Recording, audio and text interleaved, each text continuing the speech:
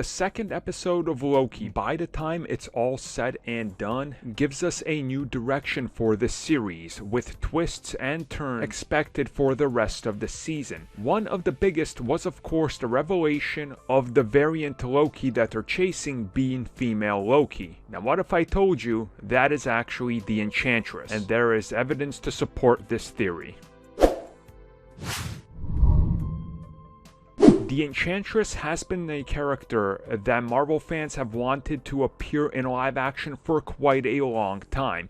If you guys remember, about a year and a half ago, maybe even close to 2 years ago now, I said in one of our podcasts, and I believe even in a video, that I heard that the Enchantress was coming and she would be featured in Loki. There was also other reports by others stating the same thing, which leads me to believe that most of us had the same source for this one piece of info. Now specifically, when it comes to the second episode of Loki, there was some big revelations and clues towards this actually being the Enchantress.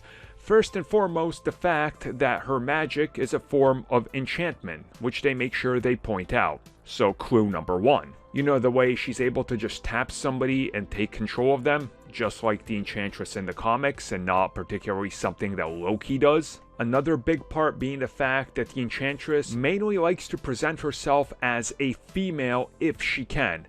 Doing a female Loki impersonation is more up her alley than copying the mannerisms of a male Loki, because one of the things that sticks out with the Enchantress is her feminine side. Portraying a male Loki who has more feminine tendencies would be a giveaway to most people that maybe something is off with this Loki. Again, it's been a working theory on why they decided to say that maybe Loki and other variants of him will be going gender fluid, and also that the main one we follow is gender fluid. Again, another piece in there to try to throw us off.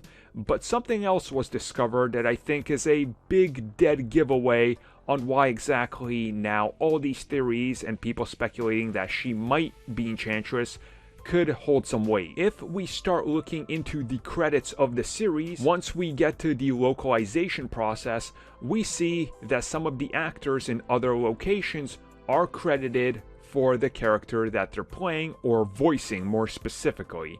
And that Lady Loki's part is given the credit and name of Sylvie, aka Sylvie Lushton from the comics, aka the Enchantress. And if this is true, some of her powers might have already been seen. Hypnosis, for example, telekinesis, which also goes hand in hand with how we saw her using her mind control powers.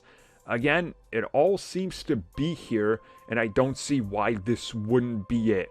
Again, we know that these Marvel series are built on twists and subverting expectations, as typical TV series are, when they fall into the sci-fi and fantasy genre. And this works on multiple levels to introduce us into another level of complexity and history that it brings within itself to Marvel Comics and Marvel's cinematic universe. Only time will tell if this is true, but there's plenty of evidence already that it is. Unless they take a complete left field turn, which again could happen, but I think this is pretty much concrete. And if you guys would like to join us for a longer form discussion on this and everything else that happens in episode 1 and 2, our audio commentaries are currently out, and we go really in depth on this topic and discuss it pretty much to nauseam. So hopefully we see you guys there if you guys become CBC members.